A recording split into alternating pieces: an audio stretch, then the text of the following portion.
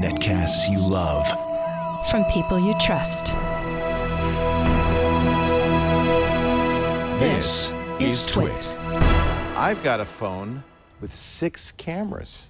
Would you like to take a look at my More than anything. Fire phone? Oh, that? It says Amazon on the back. It's a big ad for Amazon. This is the Fire phone. Amazon's selling this for $200 with a 2-year commitment to AT&T. It's AT&T only. That's one of the negatives on this. It doesn't come from any other carrier. It's a specially redesigned version of Android. They call it Fire OS 3.5. And there are some cool features to the Fire phone. For one thing, you're seeing, if I show you the lock screen, what Amazon calls dynamic perspective. This is one of the things, in fact, the only thing that those 4 cameras on the corners are used for, to see where my head is. It doesn't work unless I put my head right in the shot.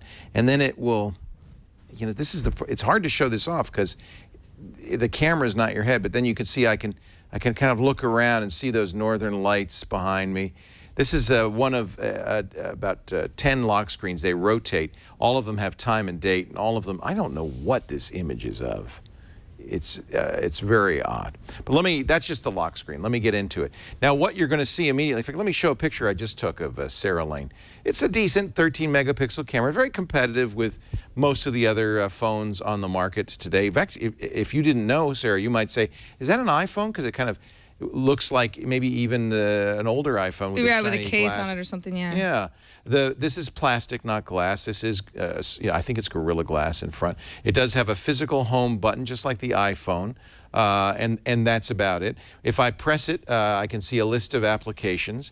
And by the way, because it's using Amazon's own store, I can see the applications on the device, but I can also go to the applications I've purchased from the Amazon store at any given time and re-download those. If you've used the Amazon Fire tablet, you'll recognize this carousel interface. It shows the most recent things you've done in a carousel. So it has, for instance, its own maps. These are licensed from Nokia, the Here maps.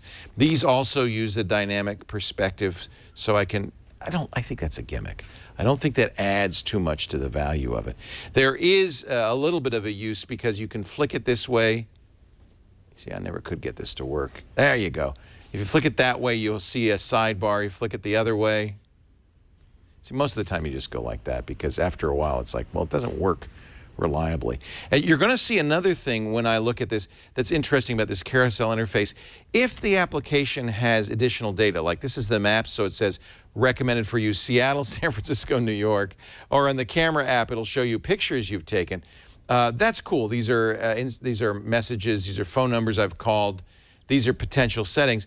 But if it's an app from the App Store, it's going to give you an ad for other like apps. Firefly, you might want to check out Gazelle. Here's some music you can buy from the Amazon store. Here's some periodicals you can subscribe to. Here's some other games like Clay Doodle. So this is really a lot of space devoted on this screen to what's essentially an ad for other Amazon products. I'm not crazy about that.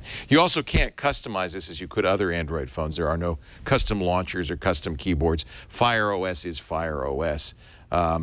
But many of the, not all, but many of the Android apps you're used to have been ported over to it because it's not such a big thing to do. There's no Google apps, so I had to use a $3 authenticator program that's like Google's Authenticator because they don't have Google Maps or Google Authenticator or Google Plus or any of the Google apps on here. As you might expect, though, the Amazon ecosystem's well represented. Here's Android books. There's a Kindle reader, of course. You can buy stuff in the store. And that's where the Firefly button's kind of interesting. A physical camera button. When you press it quickly, it'll just launch the camera, and you can take a picture or video. But you press it and hold it, it goes into Firefly mode. Now, you see those little fireflies? They're looking for things that you could buy on Amazon. Let's see if it recognizes the stylus case. So I'm going to put it in the stylus case. It recognizes a lot of things, not just things you can buy, but also, come on there. Come on, fireflies. See, they don't know what the hell that is. They're going off to the edge. Give me something else to take a picture of. How about that flashlight? Here, maybe you know what this is, Amazon. I'd really like to have this. Buy it in the Amazon store. What do you... Oh, see, the fireflies are gathering. They're very puzzled. They have no idea what that is. Here, give me something else I can take a picture of. How about that? Now, if there's a barcode on a product, well, it'll always work with a barcode, so it'll immediately know what that is. It sees the barcode, and it's now going to tell me how I can order this fine product at Amazon.com, right? Maybe not. It has no idea. It read the barcode, but it doesn't. And this is, you can see the limitation of this. If you point it at a well-known sculpture or painting, hey, maybe it'll recognize that sculpture or painting. Amazon demonstrated it, and it seemed to work pretty well in that respect. Let's just delete that from history because that makes no sense, whatever that was. Let's take another picture. Here, this is something you'll probably recognize, Fire Phone, a picture of the Chief Twit. Yeah, see, the fireflies are running away as fast as they can. They say, I don't know what the heck that is.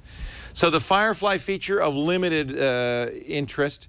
It is kind of a showrooming app. You can go into a store, take a picture of a product, and if it recognizes it, you can buy the product. The other thing that's kind of interesting, it has Amazon's Mayday feature. So if you're lost and you don't know how to use the phone, excuse me, it'll actually call somebody and it'll give you live video help.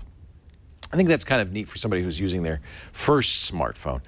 But really the thing that galls me is this is an Android phone with a lot of the same Android specs. They're charging the same price as almost all the flagship phones. But it's not a standard Android, and that's a little bit frustrating. I want Android. In fact, I think if they had made this phone a true Android phone with all these features like Mayday and Firefly and dynamic perspective, then I could recommend it. So pros and cons. It's great at Amazon, obviously. That's definitely a pro. It's a nice phone. It's a, you know, a Snapdragon 800, not the state-of-the-art, but pretty fast quad-core.